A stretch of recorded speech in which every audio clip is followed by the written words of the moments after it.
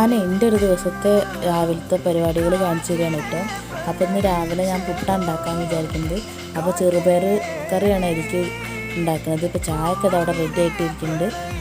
അപ്പോൾ ചെറുപയർ ഞാൻ തലേ ദിവസം വെള്ളത്തിൽ വെച്ച് കുതിർത്തിട്ടിരുന്നു. അപ്പോൾ അത് കുക്കറിലേക്ക് കഴുകിയിട്ട് കുക്കറിലേക്ക് ഇട്ടിട്ട് അതിലേക്ക് തക്കാളിയും പച്ചമുളകും വെല്ലുള്ളി അരിഞ്ഞതിട്ടിട്ട് കുറച്ച് ഉപ്പും മഞ്ഞൾപ്പൊടി ഇട്ട് വേവിക്കാൻ വെച്ചു.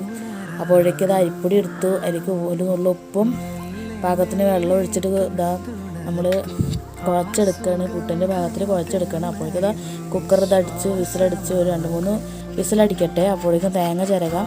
അപ്പോൾ തേങ്ങയൊക്കെ ചിരകാണ്.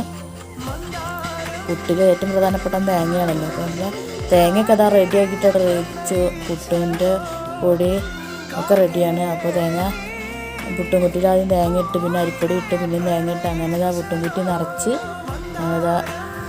പുട്ടുമാനിയിലേക്ക് വയ്ക്കുകയാണ്. പുട്ടുമാനിൻ്റെ അളപ്പായിട്ട് ഉപയോഗിക്കുന്ന തേങ്ങാമുറിയുടെ ചിരട്ട തന്നെയാണ് കേട്ടോ. നമ്മൾ സ്ഥിരം അവിടെ വയ്ക്കൽ. അപ്പോഴേക്കും കുക്കറിൽ കയറൊക്കെ വെന്ത് പാകമായി വന്നിട്ടുണ്ട്.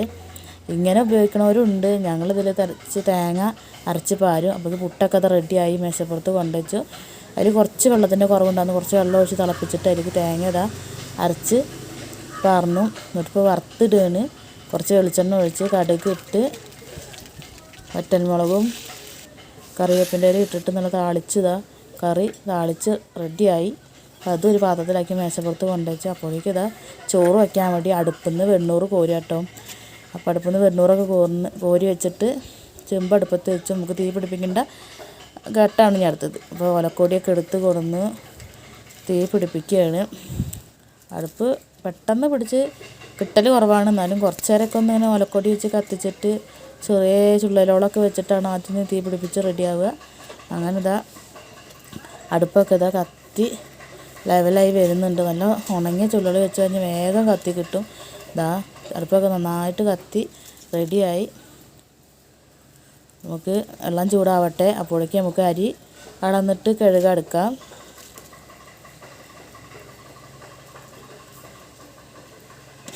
അരിയൊക്കെ അളന്ന് കഴുകി വന്നിട്ടുണ്ട്. അപ്പോഴേക്കും വെള്ളമൊക്കെ ചൂടായി.